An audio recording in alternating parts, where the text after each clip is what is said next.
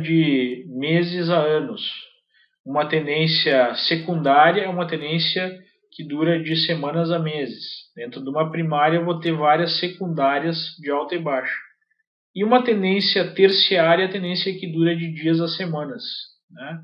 Nós convencionamos, para facilitar, isso não é do Dow, a utilizar o gráfico diário para definir uma tendência terciária, pela sua sequência de topos e fundos, o gráfico semanal para definir uma tendência secundária e o gráfico mensal para definir uma tendência primária. O Francisco Portela pergunta: todos esses conceitos funcionam normalmente para gráficos curtos em operações de day trade? Sim. Como mostrei para vocês, eu posso pegar um gráfico curto, no caso da Petro, um gráfico de 60 minutos, e identificar a tendência, né? Nós vamos ver daqui a pouquinho que nós vamos utilizar outras ferramentas para ajudar a definir essa tendência.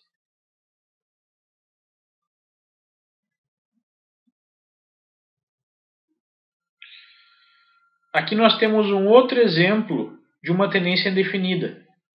Observem que esse mercado vinha produzindo uma tendência de alta, topos e fundos ascendentes, e num determinado momento o mercado começa a fazer topos mais baixos e fundos mais altos. Topos mais baixos e fundos mais altos. Neste caso aqui, nessa fase em laranja desse mercado, eu tenho uma indefinição da tendência. Para quem estuda análise gráfica, isso aqui é uma figura chamada de triângulo.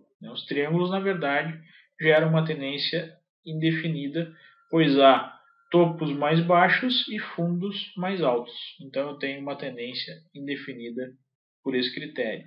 Em seguida, o mercado conseguiu voltar a produzir topos e fundos ascendentes. A partir desse ponto aqui, eu poderia dizer, usando apenas a teoria de Dow, que esse mercado está em tendência de alta.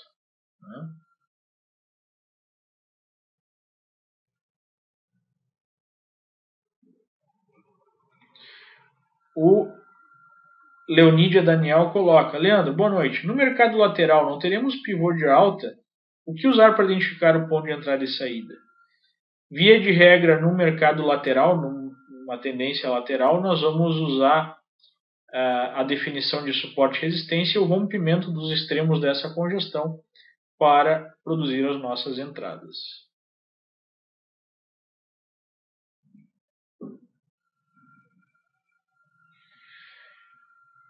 A outra ferramenta principal que nós vamos utilizar para definir uma tendência é a média móvel.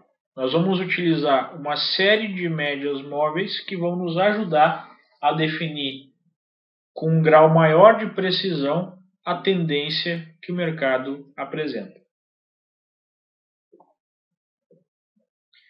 Aqui na tela nós temos uma média de 21 períodos traçada em azul.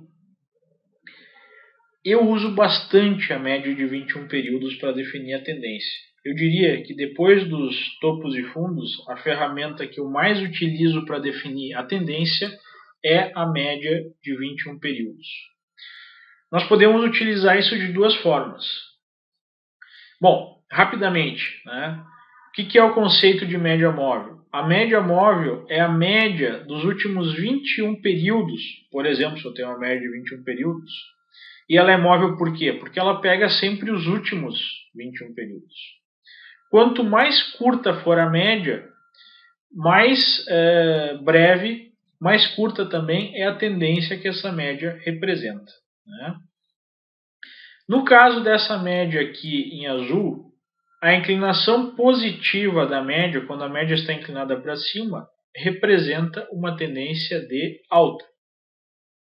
Quando essa média fica inclinada para baixo, aconteceu aqui essa inclinação, eu teria por esse critério uma tendência de baixa. Então eu teria uma tendência de alta, uma tendência de baixa. A um ponto de inflexão para cima eu teria uma tendência de alta. novamente uma tendência de baixa e agora uma tendência de alta nesse ponto de inflexão. Além da inclinação da média para definir a tendência, eu posso usar a situação dos preços em relação a essa média. Um posicionamento acima da média representaria uma tendência de alta. Um posicionamento abaixo dessa média representaria uma tendência de baixa. Né? Então, esses são dois critérios que eu posso utilizar para me ajudar a definir uma tendência. A média de 21 períodos funciona muito bem para definir a tendência, principalmente num gráfico diário. O que significaria uma média de 21 períodos? Significaria um conceito de média de preço por um mês de negociação. Um mês de negociação tem mais ou menos 20 a 22 pregões, então a média de 21 representa o consenso de preço por último mês. Se esse consenso de preço está subindo, significa que os participantes do mercado estão pagando mais por este papel ou por este mercado. Né? Então isso representa o conceito de uma tendência. Bom, nós temos também a possibilidade de utilizar mais do que uma média. Nós podemos utilizar várias médias para definir a tendência. Aqui, nesse caso específico, eu tenho a média de 21 períodos em azul, eu tenho a média de 50 períodos em laranja e eu tenho a média de 200 períodos em verde. Pergunta rápida do Silva Janjão. Você usa a média móvel simples ou exponencial? Eu uso a média simples. Para definir tendência, eu prefiro usar média simples. Essas médias vão representar diferentes graus de tendência.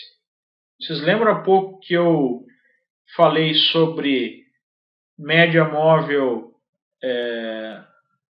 que eu falei sobre tendência primária, tendência secundária e tendência terciária? Pois bem, eu posso usar as médias mais curtas e mais longas para definir tendências mais curtas e mais longas. Por exemplo, a média de 200 períodos aqui em verde representaria a tendência de longo prazo de um mercado, de um papel.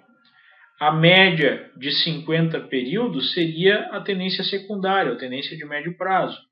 E a inclinação da média de 21 períodos significaria, a partir de um gráfico diário, uma tendência terciária, uma tendência de prazo mais curto. Né? Então, observem que, junto com a definição de topos e fundos, que foi a definição lá do Charles Down, do final do século XIX, início do século XX, nós podemos agregar as médias móveis, que vão nos ajudar a traçar um cenário mais claro para a tendência. Então, essa é uma forma um pouquinho mais complexa de definir uma tendência. Né? Tem um ditado americano bastante antigo que é o seguinte: The trend is your friend, ou seja, a tendência é sua amiga.